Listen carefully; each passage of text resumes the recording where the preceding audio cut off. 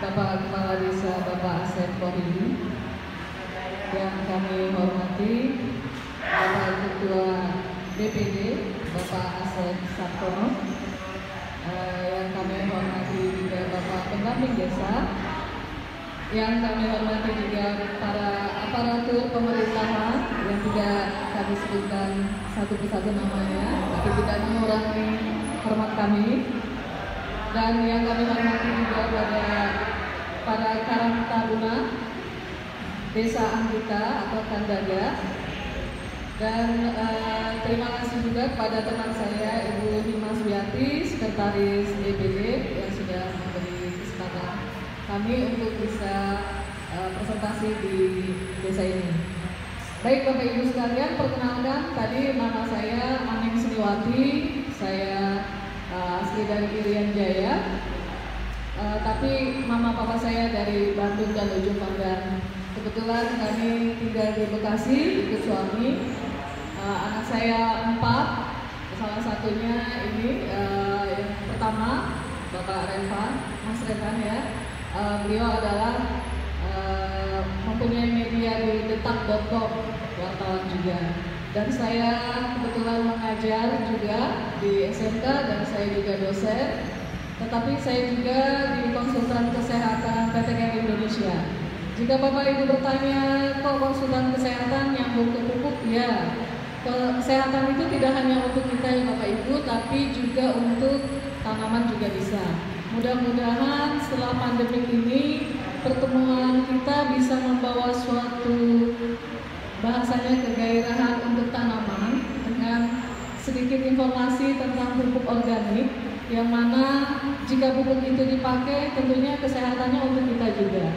Karena Bapak Ibu sudah bisa melihat mungkin bagi ibu-ibu yang sudah memasak, jika memasak beras pagi sorenya sudah basi atau lembek, itu berarti sudah terdetek bahwa itu memakai pupuk kimia gitu ya. Tapi mau atau tidak mau, saya sendiri juga masih mengkonsumsi karena harganya mungkin susah ditemukan atau mungkin harganya mahal atau apa saja yang ada datang ke kita, yaitu kita konsumsi. Yang pasti tetap kita syukuri.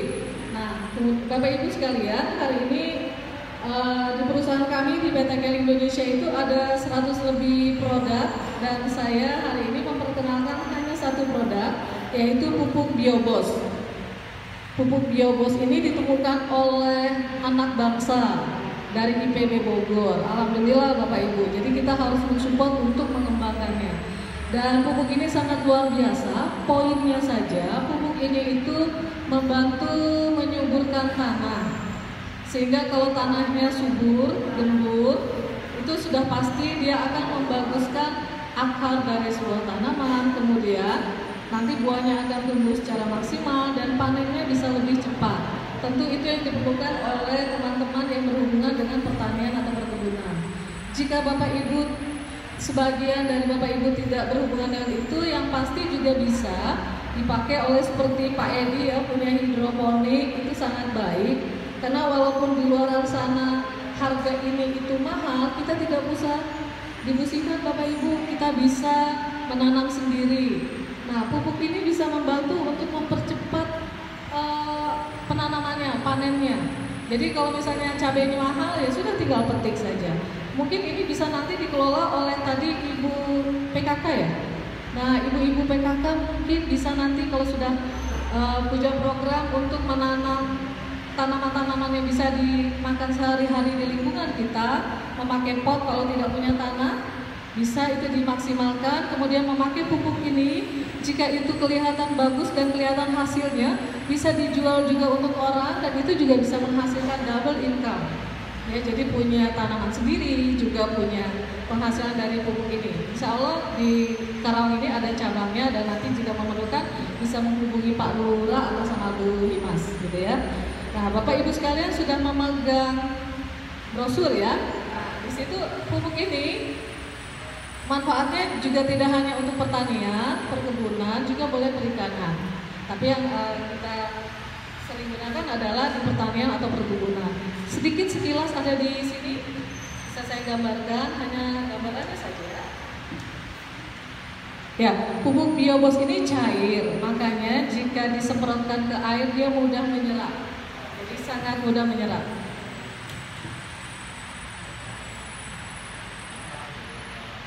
Ya, petani kita kan sudah sangat tergantung ya pada pupuk kimia dan pestisida karena memang pengen cepat tumbuhnya. Tetapi rupanya ada efeknya kadang lama sekali tertimbun kita konsumsi baru nanti efeknya banyak ke sel-sel tubuh kita, gitu ya. Itu bisa menyebabkan juga kerusakan tanah. Kemudian datangnya pupuk-pupuk kimia, pupuk-pupuk organik seperti ini, jika digabungkan dengan pupuk kimia, pupuk ini bisa mengurai pupuk kimia yang masuk ke dalam tanah, jadi dia tidak merugikan tanah. Tetapi kalau combining atau menyatukan antara pupuk ini dengan pupuk kimia itu, pupuk kimia tidak perlu dipakai lagi 100%, bisa hanya dipakai 50%. Tetapi jika tidak dipakai juga lebih baik, dia bisa dikombinasi dengan pupuk kompos atau pupuk dari hewan, gitu. Nah, di sini dilihat manfaatnya meningkatkan kesuburan tanah. Ketika ini dipakai, disemprotkan ke tanah, maka cacing-cacing itu akan mencium baunya dan dia suka, kemudian dia datang ke tanah tersebut. Ketika cacingnya banyak, sudah pasti tanahnya subur, Bapak Ibu. Kalau dulu kita masih kecil main korek-korek tanah, cacing sering keluar, itu berarti waktu dulu tuh tanah-tanah masih subur. Tapi sekarang itu sudah jarang, hanya tanah-tanah tertentu saja yang dirawat. Itu gambaran singkatnya. Kemudian dia bentuknya cair, dia dapat diserap dengan tanah, diserap dengan cepat oleh tanah, dan dia bentuknya adalah bakteri tidur. Bakteri tidur. Bagaimana kerjanya? Dalam 1 jerigen ini, 1 liter ini, itu satu tutupnya ini bisa dicampur dengan air 1 liter, kemudian didiamkan saja 5-10 menit. Ketika bakterinya sudah hidup, baru disiramkan ke tanahnya. Sangat simpel sekali. Jika Bapak Ibu sudah punya sawah, di sini ada cara kerjanya juga. Nah, hasil panennya itu bisa meningkat 20-50% dari kondisi awal. Ya, Bapak Ibu lebih ahli dari saya hanya menggambarkan cara kerjanya saja. Kemudian dia dapat mengurai residu pestisida di dalam tanah. Jadi kalau ada kimia yang masuk, tapi sebelumnya sudah memakai ini, maka kimianya bisa dibantu diuraikan, tetap bekerja untuk tanamannya, tetapi dia tidak membahayakan, gitu ya. Kemudian untuk semua jenis tanaman, baik di pertanian, perkebunan atau kehutanan, boleh tanaman yang musiman, boleh juga yang tahunan, nanti ada cara penggunaannya. Baik, kemudian manfaatnya itu menghemat penggunaan pupuk kimia 50-60% Bapak Ibu. Dan kemudian dia juga membantu memperbaiki struktur tanah hingga lebih subur. Jadi kalau tanah yang subur itu diinjak itu dia kaki kita bisa masuk sampai agak dalam. Kalau sudah keras oleh kimia, kita injak itu hanya semata kaki saja, itu berarti tanahnya sudah keras. Nah, pupuk ini bisa membantu menggeburkan tanah apa saja. Kemudian dia mempercepat pertumbuhan sehingga panen lebih cepat. Ya. Kemudian meningkatkan hasil kesehatan tanaman hingga tanamannya lebih tahan lama. Itu yang kita butuhkan. Kemudian lihat di halaman berikutnya, perhatikan yang penting untuk penggunaan ini. Penggunaan biobos tidak boleh dicampur secara langsung bersamaan dengan pupuk kimia jika memang masih dipergunakan. Bisa 3 atau 5 hari setelah pemakaian pupuk ini baru memakai pupuk kimia. Kemudian lakukan pemupukan biobos lebih dari 3 atau 5 hari. Oke. Kemudian jika sudah dibuka kemasannya, ini bisa digunakan lagi Bapak Ibu. Misalnya kita cuma memakai 5 sloki untuk 5 liter karena tanaman kita sedikit, itu bisa ditutup lagi, ya, bisa ditutup lagi dan digunakan lagi. Kemudian kalau teman-teman Bapak Ibu sekalian punya padi, dosisnya itu 6 liter ini untuk 1 hektar dari awal sampai panen. Jadi 2 liter penyiraman pertama sebelum penanaman biar dia gembur, 2 liter lagi setelah 1 bulan, kemudian 2 liter lagi setelah padinya primordial, ya, bunting ya bahasanya seperti itu. Nah seperti itu Bapak Ibu cara penggunaannya. Jadi hanya 6 liter untuk 1 hektar. Itu hanya dilarutkan sekitar 25-50 liter air boleh, atau satu ini sampai 100 liter juga boleh. Didiamkan sebentar sebelum digunakan biar bakterinya bangun, kemudian baru disiramkan. Nah, cara penggunaannya sudah ada di sini. Pertama 3 hari sebelum penanaman, kemudian 30 hari setelah tanam, 1 bulan ya. Kemudian ketika primordial. Baik, kita lihat yang belakang. Nah, untuk tanaman semusim atau usia pendek seperti jagung, tomat, cabai, sayuran itu sangat cepat sekali, bisa dosisnya 4-5 liter per hektar. Tapi kalau kita cuma beli sedikit ya pakainya secukupnya saja gitu. Campurannya juga sama, 50 liter sampai 100 liter air boleh.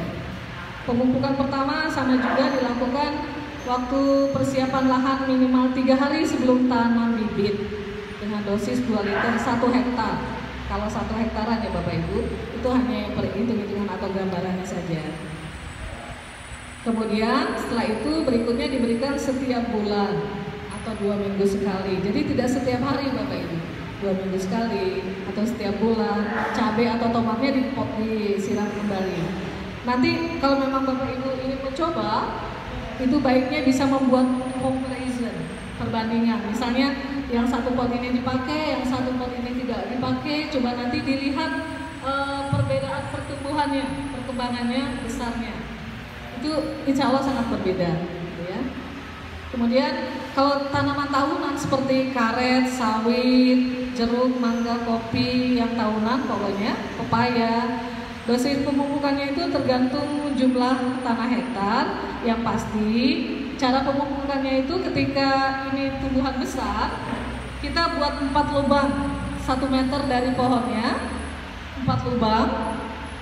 Lubangnya itu hanya 5-7 cm, kemudian kedalamannya 10 meter. Kemudian setelah digali, dimasukkan itu biobos ini, disiramkan di ujung-ujung. Itu saja biar nanti dia nyerap ke akar-akarnya. Jika mungkin di rumah punya mangga yang agak keropos atau buahnya kecil-kecil atau pohon apa saja bisa dicoba. Nanti kalau sudah dicoba bisa dilihat, pasti bisa bicara. Kalau bisa bicara bisa di-share ke teman-teman dan itu akan menjadi pemasukan dari dua sisi juga Bapak Ibu. Nah kemudian buat lubang sudah ada ya. Kemudian 10 meter sudah. Periodenya pemupukannya tiap 2 atau 3 bulan sekali Bapak Ibu. Jadi sangat simpel ya.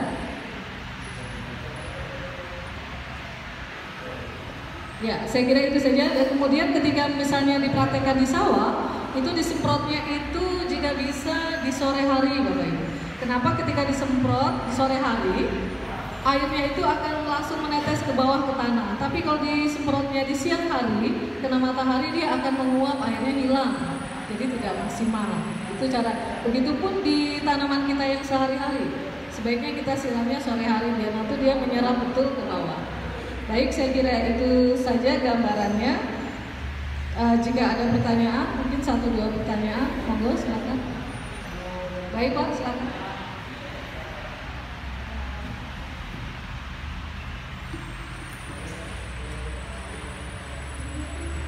Terima kasih Ibu. Mungkin saya mewakili para petani yang ada di kita Bu. Dengan kehadiran obat biobos ini berupa cairan ya Bu. Nanti untuk padi berarti pakai alat semprotan, begitu. Yang jadi pertanyaannya begini Bu. Kebiasaan para petani kita itu sudah biasa mempergunakan pupuk kimia Bu. Seandainya memakai pupuk ini, apakah nanti hasilnya lebih baik ini, apa lebih baik yang pupuk kimia yang sementara sekarang para petani nggak mau Bu memakai pupuk yang lain itu karena takutnya gagal, begitu Bu. Tolong Ibu jelaskan apakah ini sudah dicoba, di mana dicobanya, apakah hasilnya bagaimana. Terima kasih Bu. Assalamualaikum. Pak Haji Aceh, ya baik. Terima kasih Pak Aceh. Baik Bapak Ibu sekalian, saya juga bukan ahli, tapi saya baru melihat ya. Yang saya pelajari bahwa jika masih ragu, cobalah hanya untuk 1 petak saja. 1 petak kan tidak sampai 1 hektar ya. 1 petak tidak sampai 1 hektar, paling pakai 3 jerigen itu. Nanti ketika sudah dipakai, sebelum penanaman, ketika penggalian itu kita siram, kemudian itu setelah itu 1 bulan, setelah itu pada masa padinya, nanti dibandingkan dia dengan yang sebelahnya, Bapak. Kan Bapak yang lebih tahu ya, gitu. Nanti bisa dibandingkan mana yang cepat tinggi, mana yang buahnya lebih besar, gitu. Kemudian penanamannya juga, jika bisa jangan terlalu sempit ya antara ibu dan ini ya. Biasanya jika bisa 30-40. Kenapa? Dan penanaman padinya juga jangan banyak-banyak, cukup 2 atau 3. Karena nanti dia akan berkembang lebih banyak. Ketika luas tanah ini juga berbeda, berjauhan, dia akan mendapat makanan yang banyak dari tanah-tanah itu. Dia tidak sesek-sesekan, gitu seperti itu. Nah, jadi kalau misalnya masih belum percaya atau karena lebih suka pupuk kimia, tidak apa-apa, dicoba dulu 1 petak. Nah, ini mengurangi pupuk kimia, nanti bisa dihitung-hitung lebih mahal mana, lebih murah mana. Itu saja. Ini hanya salah satu solusi ya Bapak Ibu, maksudnya ada loh juga pupuk anak bangsa yang bisa dipakai dan membuat makanan kita lebih bagus dan membuat sehat. Jadi bisa dicoba ya Bapak, nanti 1 petak saja dulu. Udah itu, kalau misalnya Bapak mau coba, kalau bisa hubungi Bu Imas dan kita juga bisa bantu controlling ya. Maksudnya kita akan melihat bagaimana efeknya. Nanti Bapak bisa kontak sama Bu Imas dan kemudian hubungi kita lagi, nanti kita bisa kita bisa bekerja sama dan melihat pertumbuhannya. Baik, silakan Pak Lurah atau Bu Imas. Saya pikir itu, dan yang paling simpel adalah Bapak Ibu, ketika teman saya itu, kalau saya sih cuma disiram Bapak Ibu, maaf karena saya mengajar. Kemudian karena ini situasi COVID, harusnya kita bersyukur satu sisi untuk pekerja-pekerja karena COVID kita harus bekerja di rumah, akhirnya punya waktu banyak. Alhamdulillah saya bisa seperti ini, jadi bisa terjun ke lapangan. Jadi saya juga banyak tahu sebenarnya bagaimana gitu ya. Karena di rumah saya cuma nyiram-nyiram aja dan tumbuhannya tinggi, tapi saya tidak membandingkan mana yang disiram dengan mana yang tidak. Hanya itu. Dan kemudian saya sedang mempraktekkan juga di Cikarang. Kemudian juga sedang mempraktekkan di Ciater, baru itu, tapi sedang in proses ya. Tapi kalau teman-teman yang sudah pakai, ya sudah 1.000 pupuk, 5.000 pupuk yang sudah dikirim ke Jawa Barat dan Jawa Timur ya, karena mereka sudah tahu hasilnya. Bapak Ibu, pengalaman yang sudah ada kemarin, pupuk ini digunakan di Puncak. Puncak itu kan tanahnya bagus ya. Nah, Puncak itu tanahnya bagus. Kemudian ada salah satu petani yang menggunakan itu. Kemudian ketika dia lomba, itu semangkanya itu lebih besar. Akhirnya dia selalu menang ketika perlombaan hasil panen para petani. Nah, ketika sudah 5 kali dia tidak boleh lagi ikut. Kenapa? Karena menang lagi, takut menang lagi. Maksudnya kasihan yang lain. Tetapi jangan percaya Bapak Ibu, kita harus praktekkan dan melihat benar apa tidak sih. Tidak akan rugi Bapak Ibu. Harganya insya Allah terjangkau. Yang memerlukan nanti bisa menghubungi Bu Imas. Itu gambarannya, ya Pak. Oke, baik. Ada lagi Bapak Ibu? Ya seperti Pak Edo ya, bisa pakai hidroponik, mungkin bisa mengajarkan ke teman-teman juga. Keren Pak Edo. Jadi kalau mau cabai nggak usah pusing di pasar mahal, tinggal nyabut di pinggir rumah, gitu ya. Kemudian punya pokcoy juga dan lain-lain. Itu mungkin bisa saling kolaborasi antara teman-teman yang punya ilmu dengan tidak. Jadi akhirnya semuanya menguntungkan. Baik, ada lagi Bapak Ibu? Ya, jika tidak ada, saya cukupkan sampai di sini. Mudah-mudahan ada gambaran baru pada Ibu PKK, mungkin bisa dipertimbangkan untuk membuat program-program yang baik untuk ibu-ibu yang hanya di rumah, tetapi juga agar bisa menghasilkan dengan baik. Saya kira itu saja